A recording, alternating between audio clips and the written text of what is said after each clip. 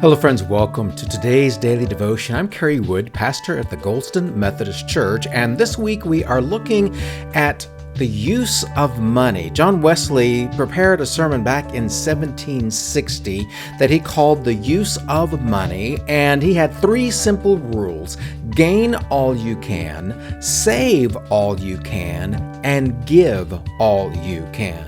And he used as the scripture reference to this message a very interesting parable of Jesus found in the Gospel of Luke, the 16th chapter, and I'm going to read that for you today, Luke 16, verses 1 through 15. Hear now these words. Jesus told his disciples, "There was a rich man whose manager was accused of wasting his possessions. So he called him in and asked him, 'What is this I hear about you? Give an account of your management, because you cannot be my manager any longer.' The manager said to himself, 'What shall I do now? My master is taking away my job. I'm not strong enough to dig, and I'm ashamed to beg. I know what I'll do so that when I lose my job here, people will welcome me into their houses.' So he called in each one of his master's debtors. He asked the first, 'How much do you owe my master?' 900 gallons of olive oil,' he replied. The manager told him, 'Take your bill, sit down quickly, and make it 450. Then he asked the second, 'And how much do you owe?' 1,000 bushels of wheat,' he replied. He told him, 'Take your bill and make it 800. The master commended the dishonest manager because he had acted shrewdly. For the people of this world are more shrewd in dealing with their own kind than are the people of the light. I tell you, use worldly wealth to gain friends for yourselves, so that when it is gone, you will be welcomed into eternal dwellings.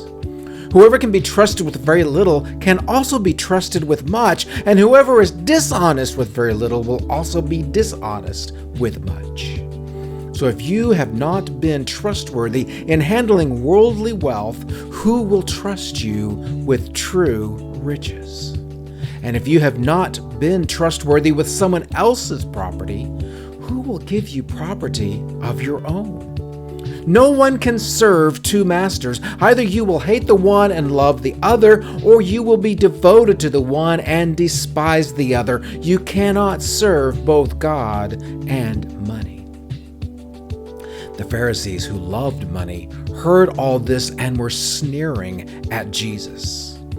He said to them, "You are the ones who justify yourselves in the eyes of others, but God knows your hearts.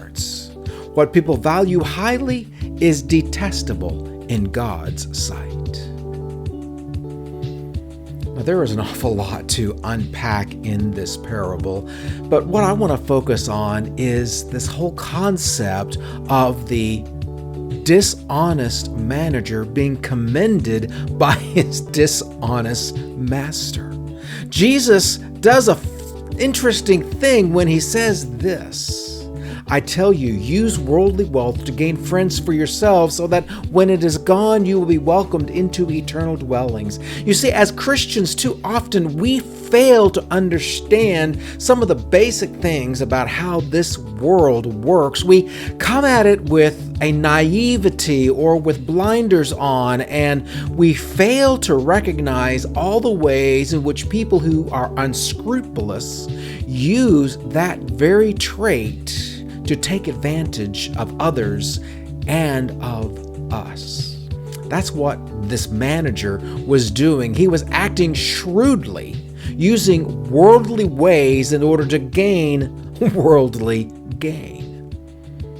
And Jesus says we should not do that, but instead we should use what the world has only in the way that honors God.